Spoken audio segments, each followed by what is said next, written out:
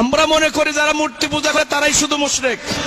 না, মূর্তির সামনে যারা মাথা নত করেছে, মূর্তির উপাসনা যারা করে, তারা যেমন মুশরিক, আল্লাহর আইন বাদ দিয়ে মানুষের আইনের গোলামি যারা করে তারাও মুশরিক। এই ব্যাপারে কথা বলে না আলেমরা, ইমামরা মসজিদের খুতবা মেম্বারে বসে এই ব্যাপারে কথা বলে না। এই মুশরিকের পরিচয় দিতে গেলে ইমামতি চলে যাবে, খতিবগিরি চলে যাবে। কিন্তু আমার কি খতিবগিরি চলে যাওয়ার কোনো ভয় আছে? নেই তো, নাই মেহেরপুরে আসতে দেবেন না, এর বেশি তো না, নাই গুলি করে মারবেন। তা আমি বিশ্বাস করি 1 সেকেন্ড আগেও মরণ হবে না, পরেও মরণ হবে না।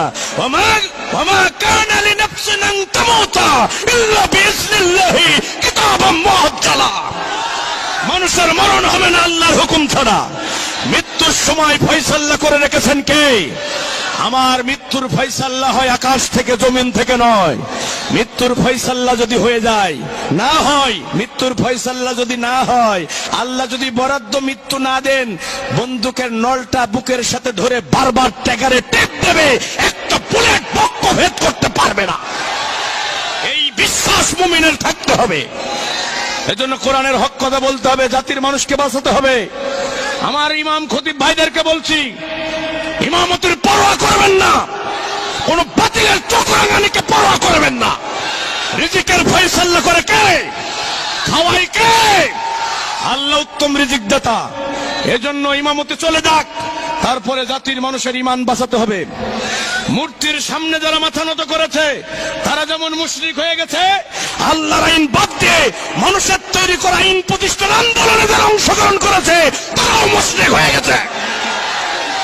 কারণ সেজদা পাওয়ার মালিককে কথা বলতে হবে। এই মাথাটা দিয়ে সেজদা দেবেন কারে?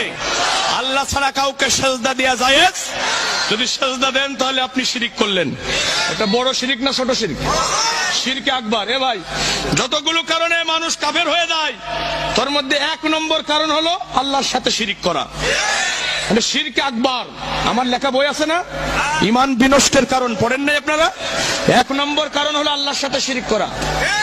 আল্লাহর সাথে গোটা দুনিয়ার উলামায়ে কেরামের ব্যাপারে একমত, কেউ যদি শিরকে আকবার করে সে আর মুসলমান থাকে না, সে কাফের হয়ে যায়, সে বেঈমান হয়ে যায়। ভাইরা আমার, সেজদা পাওয়ার মালিক আল্লাহ। আল্লাহরে বাদ দিয়ে, আমি সেদিন নতুন মদনাডাঙ্গায় বলেছিলাম এ ব্যাপারে দীর্ঘ সময়, আল্লাহরে বাদ দিয়ে মূর্তির সামনে মাথা নত করলে যেমন ঈমান নষ্ট হয়ে যায়, লোকটা কাফের হয়ে যায়, মুশরিক হয়ে যায়, অনুরূপ ভাবে আইন দেওয়ার মালিককে আলা লাহুল খালকু ওয়াল আমরু। আল্লাহ বলছে সাবধান সাবধান, সৃষ্টি যার আইন চলবে।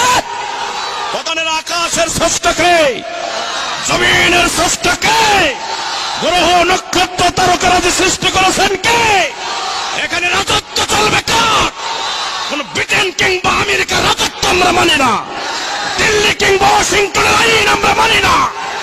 আমি আল্লাহর গোলাম, প্রতিদিন ফজরে, জোহরে, আসরে, মাগরিবে, সাথে হবিনে, তাহাজ্জুদে যে মাথাটা আল্লাহর কাছে নত করেছি, আমার এই মাথা দুনিয়ার কোন জালেম স্বৈরাচারের কাছে নত হতে পারে না।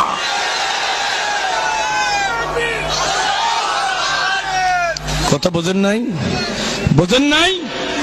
ইন্নাশ শায়াতিনা লা ইউহুনা ইলা আউলিয়াইহিম লিউজাদিলুকুম ওয়া ইন আতাতুমুহুম ইন্নাকুম লামুশরিকুন। সূরা নামের 121 নম্বর আয়াত। একটা কথাও বানিয়ে বলবো না। আল্লাহ আইন দিয়েছে, শয়তানও আইন দিয়েছে। আল্লাহর আইনের এগেইনস্ট আইন দিয়েছে কে? কথা বলেন না কেন?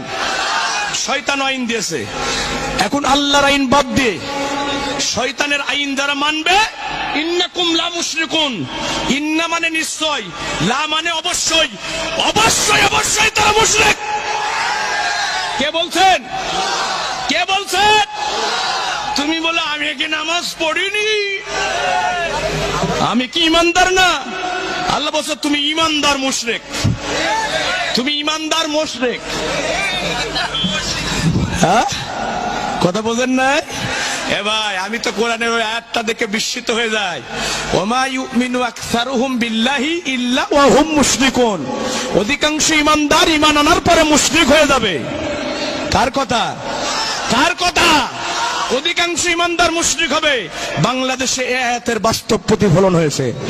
51% মানুষ যদি কোরআনের আইনের পক্ষে থাকতো, 51% ইমানদার যদি শিরিক মুক্ত ইমান গঠন করতে পারত, বাংলাদেশের পার্লামেন্টে কোরআনের আইন কেউ ঠেকাতে পারত না। দুঃখজনক হলো সত্য কথা। আমরা নামাজও পড়ি, রোজাও করি, হজও করি, জিকিরও করি, কিন্তু কোরআনের আইন দিয়ে সমাজ রাষ্ট্র চলুক এটা আমরা চাই না।